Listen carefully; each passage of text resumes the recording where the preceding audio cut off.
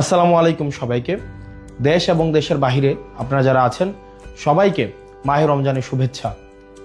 রমজান আমাদের মাঝে প্রত্যেক বছর আসে আত্মশুদ্ধির উপলক্ষ নিয়ে।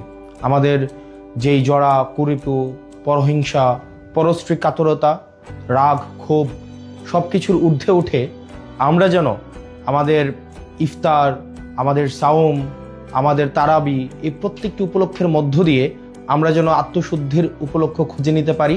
আল্লাহ আমাদের সেই তৌফিক দান করুক এবং সবাই যেন আমরা এই পরিশুদ্ধির মধ্য দিয়ে আমরা যেতে পারি এবং আমরা তাকওয়া অর্জন করতে পারি।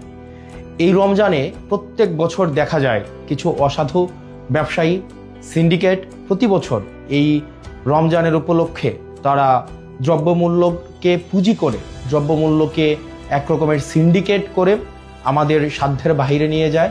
আমাদের জনগণের যেই সাধ্য মূল্যের বাহিরে এই আমাদের নিত্য প্রয়োজনীয় যে বিষয়গুলো রয়েছে, ছোলা, মুড়ি, তেল এবং নিত্য প্রয়োজনীয় যে বিষয়গুলো রয়েছে, তেল, গ্যাস, এই প্রত্যেকটি বিষয়কে দেখা যায় সিন্ডিকেট করে সাধারণ জনগণের সাধ্যের বাহিরে নিয়ে যায়। আমরা সরকারের কাছে আহ্বান থাকবে যেন এই সিন্ডিকেট, মাফিয়া, লুটেরা এবং চাঁদাবাজদের বিরুদ্ধে বিগত সময়ের মতো অন্তর্বর্তীকালীন সরকার গত বছর রোজায় যে ধরনের কঠোর ব্যবস্থা নিয়েছে এবং এই নিত্য প্রয়োজনীয় বিষয়গুলো যেভাবে মানুষের সাধ্যের মধ্যে ছিল, এই বছর যেন সাধ্যের মধ্যে থাকে সে বিষয়ে যথাযথ ব্যবস্থা নেবে। একই সাথে এই রমজানে আমাদের দেখা যায় প্রত্যেক বছর বিদ্যুতের যেই ঘাটতিটা ঘটে সেটা আমরা গত বছর দেখতে পাইনি। আমরা প্রত্যাশা থাকবে প্রত্যেকটা মুসলিম যেন এই রমজানে তার ইবাদত ভালোভাবে করতে পারে, নির্বিঘ্নে করতে পারে।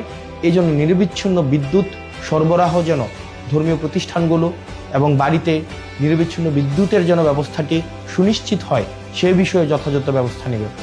আপনারা দেশে এবং বিদেশে যারা আছেন এই রমজান উপলক্ষে আমাদের মধ্যে যেই ধরনের নেতিবাচক বিষয়গুলো রয়েছে সেগুলো অতিক্রম করে বাংলাদেশের জন্য, প্রত্যেকটি মানুষের জন্য আমরা যেন ইতিবাচকতার বার্তা নিয়ে আসতে পারি। আল্লাহ আমাদের সেই তৌফিক দান করুক। সবাই ভালো থাকেন, সুস্থ থাকেন। রমজান আমাদের মধ্যে রহমত এবং বরকত নিয়ে আসুক। আসসালামু আলাইকুম ওয়া রাহমাতুল্লাহি ওয়া বারাকাতুহু।